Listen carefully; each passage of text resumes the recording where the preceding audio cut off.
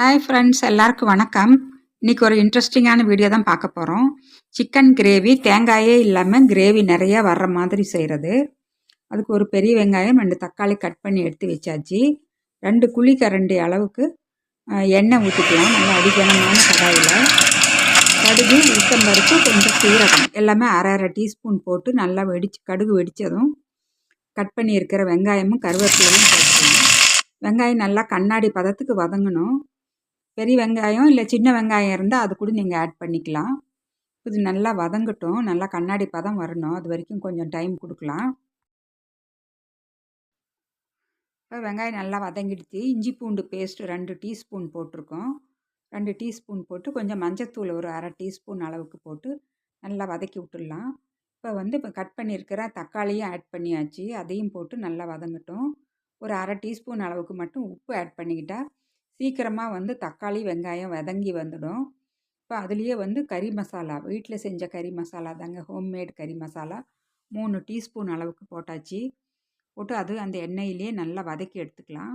இப்போ இந்த இஞ்சி பூண்டு வாசனையெல்லாம் போன அப்புறமா கட்டி தயிர் நல்லா 3 டேபிள் ஸ்பூன் அளவுக்கு அதுலேயே போட்டு நல்லா கலந்து விட்டு இப்போ கொஞ்சமாக தண்ணியை ஊற்றி நல்லா ஒரு கொதி வரட்டும்.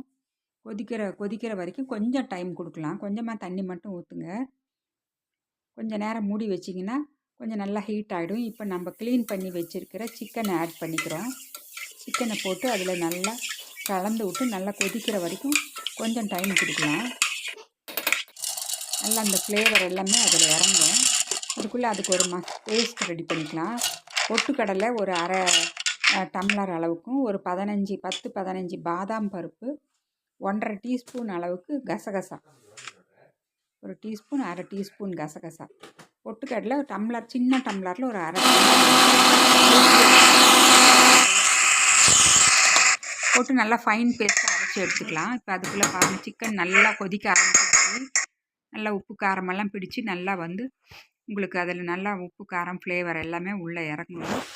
இப்போ நம்ம அரைச்சி வச்சுருக்கிற அந்த பேஸ்ட் அதில் ஊற்றி கொஞ்சமாக மிக்ஸி கழுவி கொஞ்சம் தண்ணியும் ஆட் பண்ணிக்கலாம். இப்போ அது நல்லா கொதிக்கணுங்க. அப்போ தான் அந்த பச்சை வாசனை, பாதாம் பருப்பு பொட்டுக்கடலையோட பச்சை வாசனையெல்லாம் போய் நிமிஷமாக கிரேவி ரெடி ஆகிடும். பாருங்கள், கொத்தமல்லி தழை கொஞ்சம் நிறையா போட்டு நம்ம ஸ்டவ்வை ஆஃப் பண்ணிவிட்டு அவ்வளோதாங்க.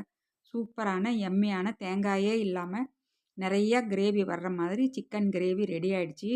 வீடியோ பிடிச்சிருந்தா நீங்களும் செஞ்சு சாப்பிட்டு பார்த்து உங்கள் ஃபீட்பேக்கை கமெண்ட்ஸ் போடுங்க.